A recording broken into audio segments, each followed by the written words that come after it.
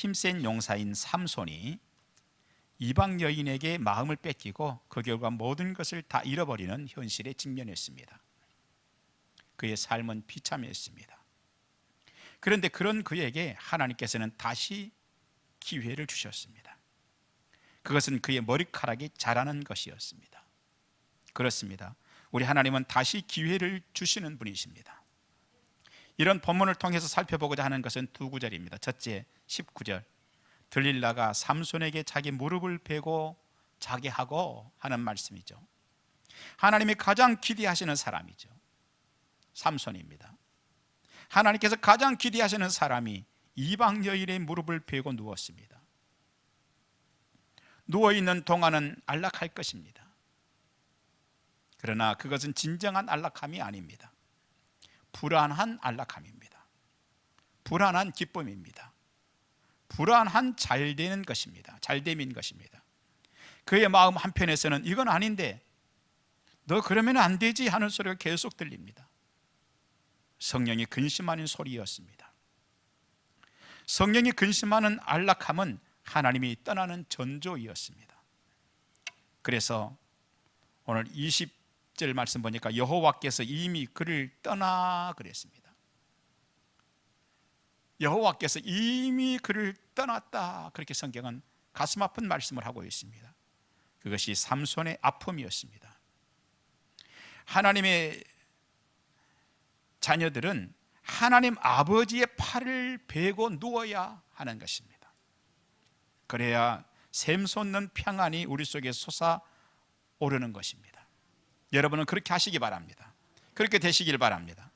그런데 삼손은 하나님 아버지의 팔을 베고 누우는 것이 아니었습니다. 우리 역시 이 문제는 동일합니다. 송달하면 누구라도 하나님 아버지의 품에 누워야 되는 것입니다. 그러면 그분이 우리를 품고 인도해 주시는 것입니다. 그 아버지에 대해서 이사야 40장 11절은 그는 목자같이 양떼를 먹이시며 어린 양을 그 팔로 모아 품에 안으시며 젖먹이는 암컷들을 온순히 인도하시리로다 그랬습니다. 또한 그 인도하심의 지혜와 능력에 대해서 이사야 40장 12절로 13절은 누가 손바닥으로 바닷물을 헤아렸으며 뼘으로 하늘을 쟀으며 땅의 티끌을 되에 담아 보았으며 접시 저울로 산들을 막대 저울로 언덕들을 달아 보았으랴. 누가 여호와의 영을 지도하였으며 그의 모사가 되어 그를 가르쳤으랴 이렇게 말씀하고 있습니다. 하나님보다 지혜로운 자는 없다는 것입니다.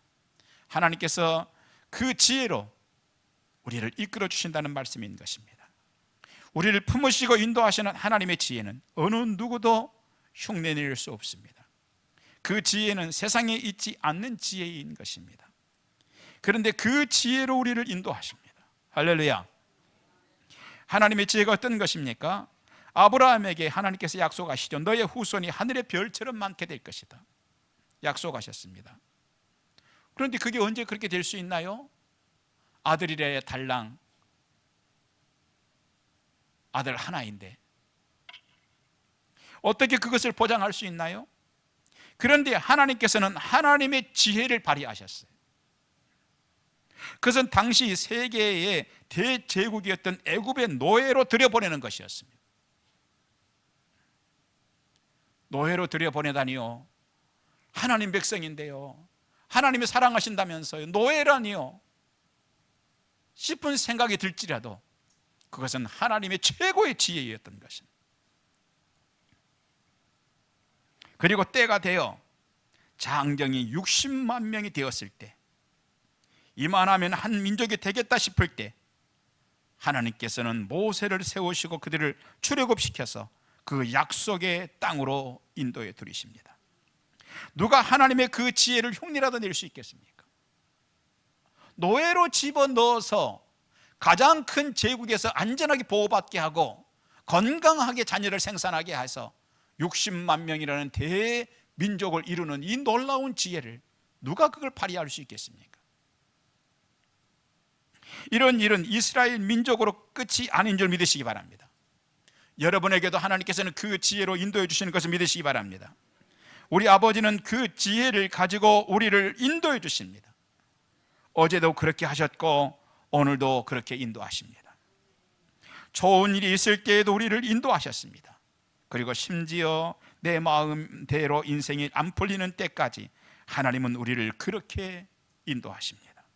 때문에 언제라도 그 하나님 품 안이 진정한 평안이며 안락함인 것입니다. 동시에 하나님의 품에서 느끼는 안락함이 아닌데도 존재의 평안함이 있다면 그것은 가짜 아버지의 품인 것입니다.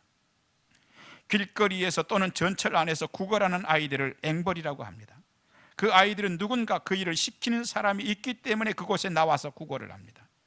그런데 그것을 시키는 그들은 아이들에게 마치 아버지처럼 행동합니다.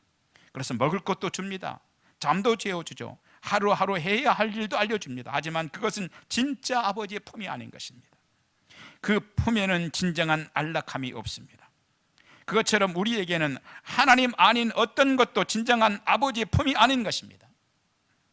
만일 우리가 그런 것을 내가 거할 품이라고 생각하고 살았다면, 하나님 품이 아닌데 안락하다고 느끼고 그 속에서 내가 살아야 된다고 생각했다면, 그것들은 내가 떠나기 위해서 싸워야 할 것들인 것입니다.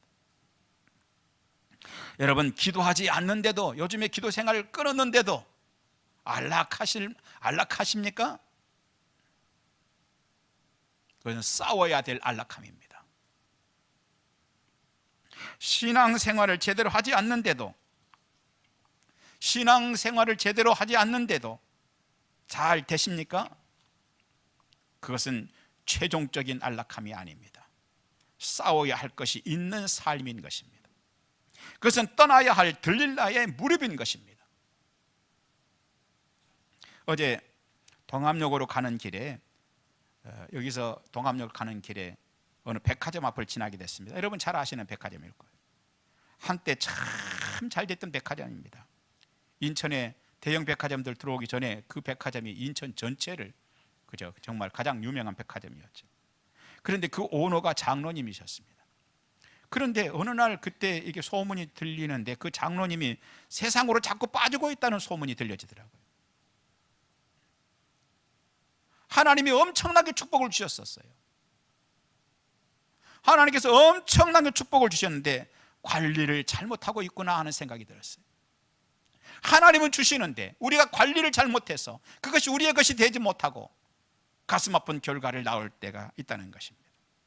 어제 가면서 백화점 앞을 지나가면서 보니까 새삼스럽게 그런 생각이 들었어요. 과거의 그 명성은 다 사라졌구나. 일찍이 싸워야 할 것이 있었던 것입니다. 주어진 물질을 잘 관리하고자 하는 싸움이 그에게 있었던 것입니다. 그 돈보다 하나님의 뜻을 더 따르고자 하는 싸움이 있었어야 됐던 것입니다. 바로 그런 싸움이 지금 들릴라의 팔을 베고 잠든 삼손에게 있는 것입니다. 하지만 그는 그 좋은 기회를 다 날려버리고 말았습니다. 두 번째 생각해보고 싶은 말씀은 22절, 그의 머리털이 밀린 후에 다시 자라기 시작하니라 하는 말씀입니다. 삼손이 이방 여인 들릴라의 무릎을 베고 누운 결과는 너무나 비참했습니다. 그에게서 힘의 근원인 머리카락이 잘려나가고 말았습니다. 그 후 그의 처지가 짐승처럼 되었습니다. 하나님께서 그에게 주셨던 비전들은 빛바랜 상상이 되었습니다. 하나님의 약속들은 절대 일어날 수 없을 것 같은 마음속에 단순한 바램이 되고 말았습니다. 모든 것이 끝났습니다. 다 끝난 것입니다. 그런데 오늘 본문은 삼손의 그 머리에 머리카락이 다시 나고 있었다고 기록하고 있습니다. 그의 머리카락을 깎아버리는 것은 원수들의 작품이었지만 하나님은 그의 머리에 다시 머리카락을 나게 하신 것입니다. 그 실패자 삼손에게 다시 한번 기회를 주고 계시는 것입니다. 무엇을 발견하십니까, 여러분? 여러분들은 여기에서 무엇을 발견하십니까? 이제야 진정으로 들릴라의 무릎을 떠날 날이 다가오고 있었던 것입니다. 누구라도 영적 들릴라의 무릎에 매여 있는 그 줄을 끊어버려야만, 그러면 드디어 위대한 출발이 가능하기 때문입니다. 하지만 누구라도 그 줄을 끊어버리지 않는 한 힘 있는 출발은 되지 않는 것입니다. 6.25 전쟁 때 한 소대장이 있었습니다. 그는 전투에서 전 소대원을 다 잃었습니다. 그리고 혼자 남으로 내려가게 됐습니다. 깜깜한 어두운 밤에 강가에 다다랐는데 다행스럽게도 조그만 배가 한 척 있었습니다. 조심스럽게 배에 오른 그는 밤새도록 노를 저었습니다. 그런데도 강물이 계속 이어졌습니다. 그럴수록 그는 더욱 열심히 노를 젓습니다. 이윽고 서서히 여명이 밝아오고 있었습니다. 놀랍게도 그는 그때까지도 바로 강 이편에 바로 그 자리에 있었던 것입니다. 원인은 너무나 긴장한 나머지 배의 줄을 끄르지 않은 채 밤새도록 배의 줄을 묶어놓고 노를 저었기 때문입니다. 그런 상황이라면 누구든지 그 줄을 잘라버려야 되는 것입니다. 그 줄을 잘라버려야 되는 것이죠. 그래야 힘 있는 출발이 가능한 것입니다. 삼손이 들릴라의 품에서 떠나기 위해서는 힘이 필요했습니다. 힘이 있어야 메인 줄을 끊을 수 있기 때문인 것이죠. 그런데 그는 더 이상 희망이 없습니다. 자신의 힘으로는 아무것도 할 수 없습니다.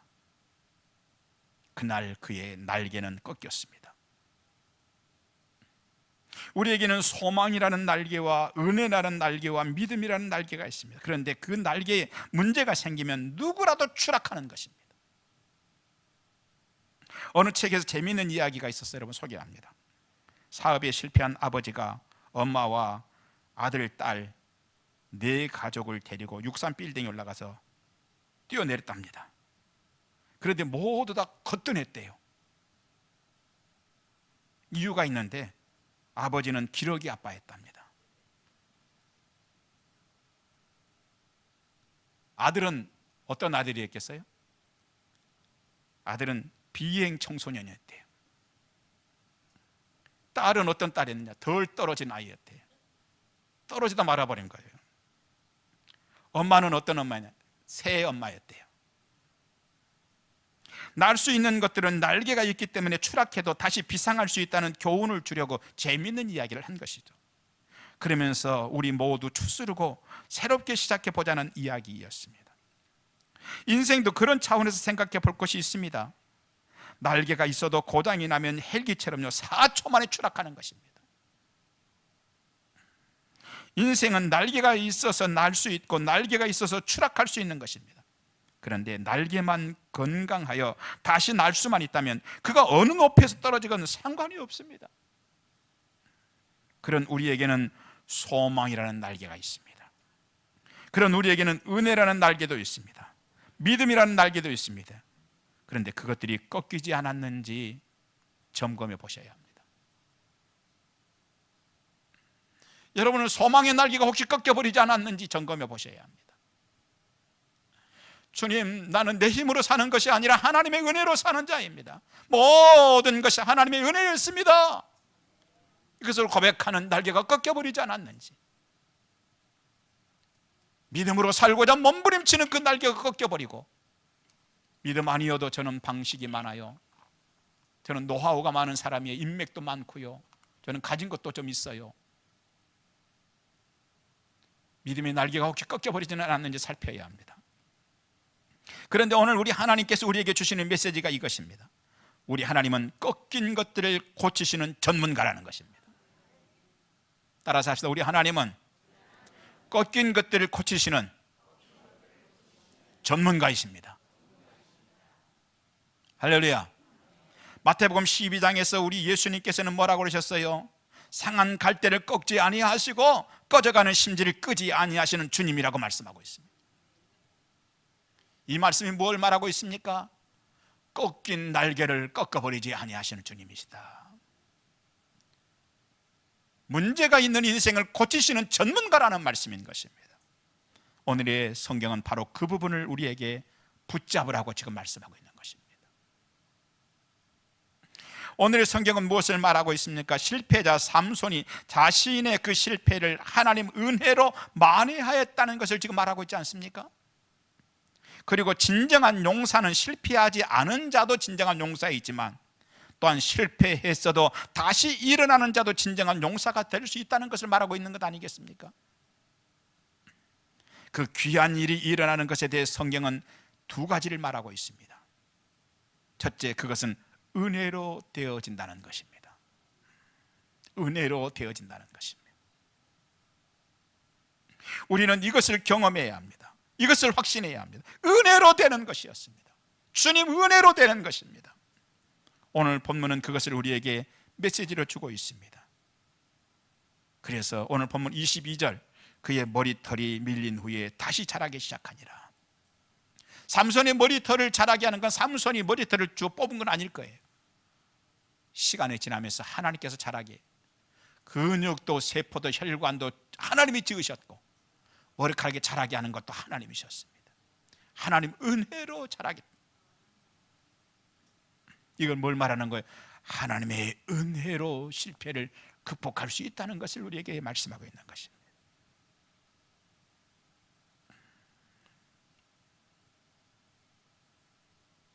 우리 하나님은 은혜의 하나님이십니다.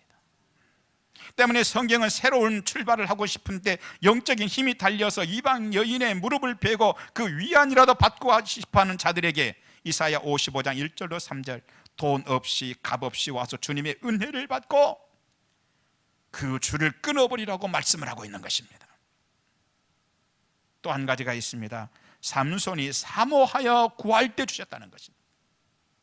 단순하게 바램만 품고 있는 것이 아니라 간절히 기도하고 간구할 때에 하나님이 은혜를 주시더라는 것입니다.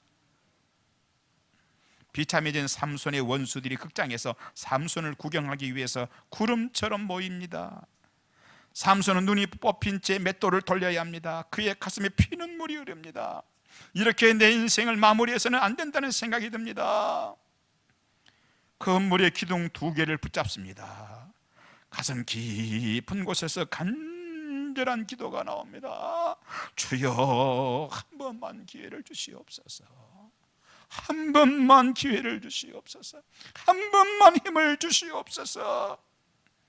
그런데 그 순간 하나님의 힘이 그에게 임했습니다. 모여있는 사람들이 모여있는, 그 원수들이 모여있는 극장이 와르르 무너진 것입니다. 하나님은요, 비록 실패한 자의 기도였지만, 성공한 자의 기도도 아니었습니다. 실패한 자의 기도였지만 그의 마지막 간절한 기도를 들으시는 하나님이셨습니다. 하나님은 성도들의 간절한 기도를 외면하지 아니하십니다. 우리 하나님은 여러분의 간절한 기도를 외면하시는 분이 아니십니다.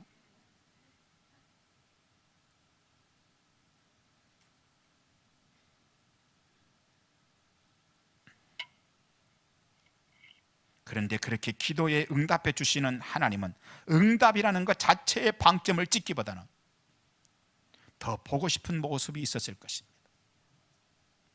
우리는 이럴 때 응답이라는 것에 방점을 찍고 싶죠. 그러나 하나님께서는 응답이라는 것에 방점을 찍기보다는 더 보고 싶은 모습이 있었어요. 뭐냐? 비록 실패했을지라도 다시 그가 용사인 것을 회복하는 것을 보고 싶어 있었다는 것입니다. 원래 삼손은 용사이었습니다. 대용사이었습니다. 그런데 그가 실패했습니다. 그런데 하나님께서 그에게 기적을 주셨습니다. 그래, 기적의 초점이 아니라 사실은 뭐죠? 다시 네가 용사를 회복하라는 것입니다.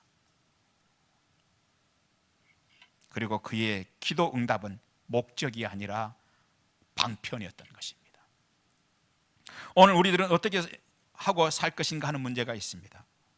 누구라도 성경을 읽으면 삼손 이야기를 발견하죠. 다윗 이야기를 발견합니다. 가인과 아벨 이야기, 베드로 이야기를 발견합니다. 그런데 그것만 보면 아직 성경이 무엇인지 알지 못하는 것입니다.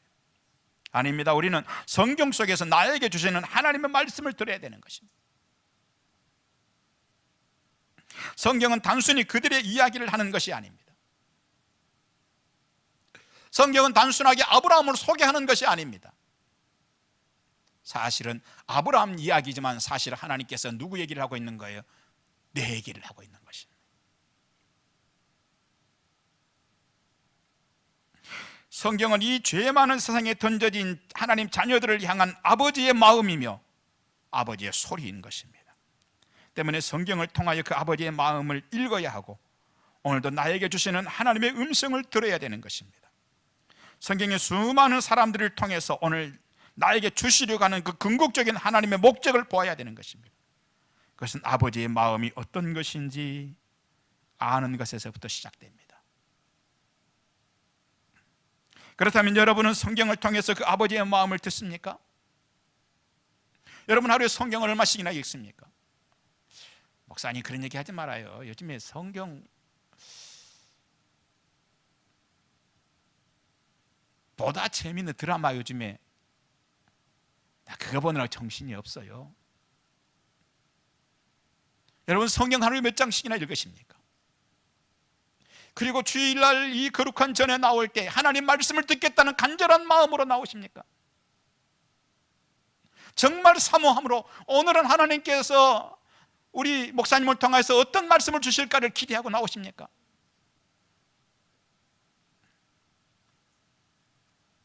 그런데 오늘 본문이 우리에게 계속해서 던지는 아버지의 마음 한 가지가 있습니다. 사사기 16장을 통해서 우리에게 계속 던져지는 아버지의 마음이 하나가 있습니다. 너 하나님의 사람아 하는 말씀입니다. 너 하나님의 용사야 다시 일어나라. 너 하나님의 사람아 내가 너와 함께 하노라. 너 하나님의 사람아 세속의 줄을 이제는 끊어라. 그리고 너 하나님의 사람아 불신앙을 끊어라. 네 계산을 끊어라. 세상에 속된 습관을 끊어라. 하나님의 자녀이면서 아닌 것처럼 살아가는 그 이중성을 끊어라. 이것이 아버지의 마음이라는 것입니다. 그리고 그 일을 위해서 하나님께서 우리에게 힘을 주십니다. 그렇다면 여러분 갈망하시기 바랍니다. 주여 힘을 주세요. 또 갈망하시기 바랍니다. 물론 갈망만 하는 것은 의미가 없을 수도 있습니다. 실제로 힘이 주어지면 힘을 써서 그것들을 불탄 삼줄을 끊는 것처럼 끊는 여러분이 되시기 바랍니다. 그 과정에서 기도는 하나님의 역사를 이루는 통로인 것입니다. 세상 사람들은 끊고 싶은 인생의 줄을 자신의 신념만으로 끊으려고 합니다. 하지만 우리는 기도와 은혜로 끊습니다. 그래서 삼손이 여호와께 부르짖어 이르되 주 여호와여 구하옵나니 나를 생각하옵소서. 하나님이여 구하옵나니 이번만 나를 강하게 하사 나의 두 눈을 뺀 블레셋 사람에게 원수를 단번에 갚게 하옵소서 하며 잡고 있던 기둥을 껴안고 몸을 굽혔습니다. 성경에서 그런 간절한 기도를 한 사람들은 삼손만은 아니었습니다. 기드온도 그런 간절한 기도를 합니다. 기드온의 시대에 미디안 사람들이 너무나 이스라엘을 괴롭혔습니다. 하지만 이스라엘 민족은 민족적으로 힘이 없었으며 그때 하나님께서는 이 기드온을 부르셨습니다. 기드온은 사실 겁쟁이에요. 겁이 많은 기드온을 부르니 네가 사사가 돼서 미디안을 물리쳐라. 그러니 선뜻 나서고 싶겠어요? 선뜻 나설 수가 없어요. 고민이 많이 됩니다. 그래서 하나님 앞에 일단 기도를 해야 되겠다. 간절하게 기도합니다. 사사기 6장 37절 보니까 보소서 내가 양털 한 뭉치를 타작마당에 두리니 만일 이슬이 양털에만 있고 주변 땅은 마르면 주께서 이미 말씀하신 같이 내 손으로 이스라엘을 구원하실 줄을 내가 알겠나이다. 간절하게 기도합니다. 그런데 자고 일어나니 양털만 이슬이 가득했던 거예요. 그릇에 그 물을 짜니 그릇에 한 그릇이 가득해졌더라. 히스기야 왕도 민족적인 위기를 넘기고 이제 평안한 삶을 잠깐 누릴 수 있게 되었습니다. 그런데 상상하지도 못했던 일이 일어나죠. 그의 몸에 병이 찾아옵니다. 그리고 하나님의 선지자가 찾아오더니 하나님이 주신 계시를 알려주죠. 히스기야 왕이여 삶을 정리하십시오. 하나님께서 부르십니다. 기가 막힙니다. 그는 왕이었으나 막상 그의 마지막 순간이 되니 하나님 외에는 길이 없음을 알았습니다. 그래서 열왕기하 20장 2절로 3절 히스기야가 낯을 벽으로 향하고 여호와께 기도하여 이르되 여호와여 구하오니 내가 진실과 전심으로 주 앞에 행하며 주께서 보시기에 선하게 행한 것을 기억하옵소서 하고 히스기야가 심히 통곡하였더라. 간절히 기도했다는 겁니다. 그런데 놀랍게도 하나님께서는 그때 은혜를 주셨습니다. 생명을 15년을 연장해 주셨습니다. 여러분, 성도는요, 은혜로, 사모하는 기도로 사슬을 끊어버리고 생명을 향해 새롭게 출발하는 사람들인 것입니다. 우리는 생명을 향해 가야 되는 자들인 것입니다. 우리는 앞으로 나아가야 되는 자들인 것입니다. 그렇다면 이것이 분명해야 합니다. 나는 과연 앞으로 나아가야 될 자라는 것을 정확하게 하는 것이 필요하다는 것입니다. 마태복음 11장에서 예수님께서는요, 진리를 찾아 세례 요한을 보기 위해서 광야로 나온 사람들에게 너희들이 대자연을 보려고 관광을 간 것인지 화려하고 멋있는 사람 구경을 하러 간 것인지 묻습니다. 그리고 주님 자신이 선지자보다 더 큰 자임을 말씀하시죠. 선지자가 도저히 줄 수 없는 생명의 주인이시라는 뜻이죠. 오늘 또 우리는 진리를 찾아 광야로 나온 자들과 같습니다. 오늘 우리가 교회에 나온 것은 진리를 찾아 나온 것입니다. 그렇다면 여러분 기억하십시오. 나는 생명을 향해 가야 되는 자들이고 앞으로 나아가야 되는 자라는 사실을 기억하십시오.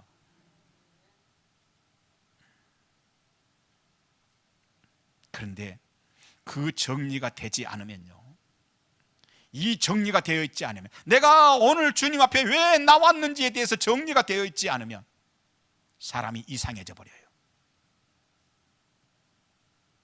그래서 자기를 실현하고 싶은 거예요. 왜 왔는지 모르면 여기 와가지고 자아를 실현하고 싶은 거예요. 나 이렇게 화려한 사람이야? 나 대단한 사람이야? 나 이런 사람이야? 자기의 화려함을 막 드러내고 싶은 거예요.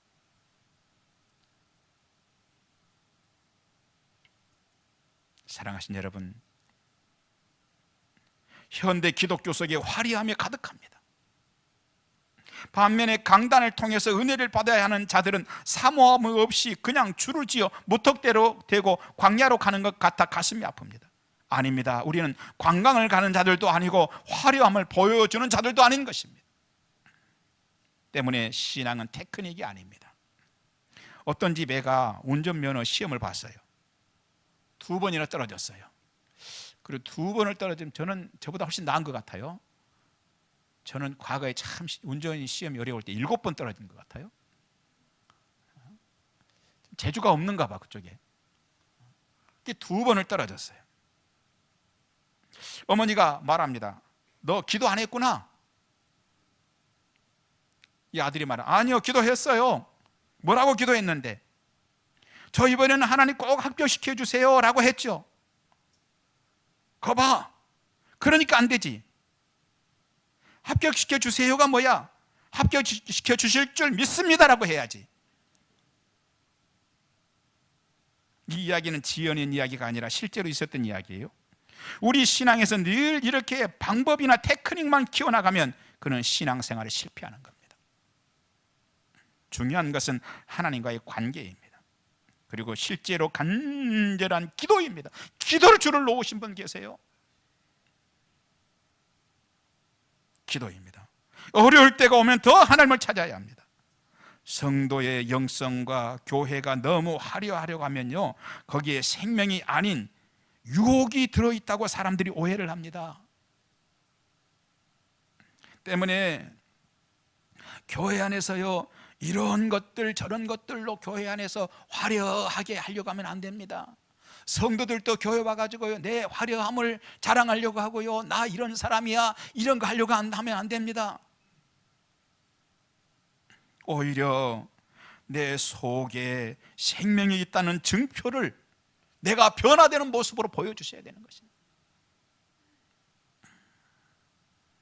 그러면 주님은 그런 사람들을 위대한 역사에 반드시 참여시키십니다. 그런데도 성경에 보면은 그런 위대함에서 제외된 자들도 있지요. 니고데모입니다. 그는 예수님의 제자 누구보다도 큰 그릇을 가진 사람이었어요. 사람들이 그 니고데모를 훨씬 더 알아주는 영향력의 사람이었기 때문입니다. 그리고 중요한 것은 자신도 변화를 사모하는 사람이었습니다. 그래서 그 변화를 갈망하는 것을 속에 담아두었습니다. 그래서 밤에 주님을 찾아왔습니다. 하지만 갈망만 있지 기회를 잡을 힘이 없었습니다. 그 결과 성경에서 이렇다 할 자리매김이 없습니다. 오늘 본문은 삼손에게 하나님께서는 한 번의 기회를 다시 주십니다. 생명의 불꽃을 다시 주신 것입니다. 그리고 그는 그것을 붙잡고 하늘을 향해 부르짖었습니다. 때문에 누구라도 그 기회를 잡을 때 그는 잃어버린 용사의 본질을 회복할 수 있다는 메시지가 여기에 들어있는 것입니다. 오늘 본문은 그의 머리가 다시 자라기 시작했다고 기록하고 있습니다. 지금 자라는 머리는 비록 짧지만 얼마쯤 자랐는지는 모르겠어요. 우리 어릴 때 학교 다닐 때 3부로 깎았거든요, 머리를. 거의 빡빡은 중학생 정도 되면 3부 머리를 깎았어요. 3부 정도는 되는지 얼마쯤 길었는지는 모르겠어요. 이전 아름다운 머리와 비교할 수 없는 그런 머리이지만 가치 면에서는 이전 머리하고 비교할 수 없는 가치가 있는 머리입니다. 어찌 보면 이전의 머리가 훨씬 더 길고 아름다울 수 있습니다. 그러나 그 머리카락은 아무리 길어도 가치 없는 긴 머리였습니다. 그 사람이 변질되어 버렸기 때문이죠. 그 사람이 한 발을 세상에 담그고 있기 때문입니다. 그 긴 머리 때문에 그 사람이 파멸로 가기 때문이죠. 그렇습니다. 머리만 길어서는 아름다운 결과를 만들지 못합니다. 다윗에게 반기를 들었던 압살롬은 긴 머리가 멋진 사람이었습니다. 머리가 치렁치렁한 게 아주 1년에 한 번씩 그 머리카락을 깎았는데 왕의 저울로 200세겔이나 됐다. 그러니까 한 묶음씩 묶었다는 얘기죠. 하지만 그가 다윗에게 반역을 하고 실패하여 도망가다가 그 멋진 머리가 상수리 나무에 걸렸습니다. 도망가다가 그것 때문에 붙잡혀 죽음을 맞게 됐습니다. 삼손도 그 멋진 머리 때문에 실패한 사람입니다. 하지만 삼손은 실패 후에 다시 진정한 용사가 됐습니다. 파멸로 계속 가지 않고 진정한 자신이 누구인지에 대한 그 아이덴티티를 울면서 발견했다는 것이죠. 누구라도 그 발견이 있다면 아직도 기회는 있습니다. 그 발견이 있다면 그렇게 모질게 따라다녔던 드릴라라는 여인의 줄도 끊을 수 있습니다. 때문에 그가 용사인지 아닌지는 지난날 그의 모습에 있지 않고 오늘 이 말씀으로 그동안 나를 묶었던 닷을 끊을 것인지 있는 것입니다. 때문에 분명한 것이 있습니다. 마음에서 예수님 사랑하는 마음이 자꾸만 자라기 시작한다면 그런 사람이라면 아직 끝난 것은 아닙니다. 그것은 새로운 시작의 기회가 찾아온 것입니다. 오늘이 그런 귀한 날이 되시기를 바랍니다. 기도하겠습니다. 주님 감사합니다. 하나님, 용사는 실패하지 않는 자도 용사이지만 실패했어도 다시 일어설 수 있는 자도 용사인 줄 믿습니다. 우리 가운데 그 힘을 주시옵소서. 우리 가운데 그 힘을 주시옵소서. 하나님의 은혜를 부어 주시옵소서. 우리에게 그 힘을 주시옵소서. 간절한 기도를 하여 그 줄을 붙잡을 수 있도록 은총을 베풀어 주옵소서. 예수님 이름으로 기도하옵나이다. 아멘.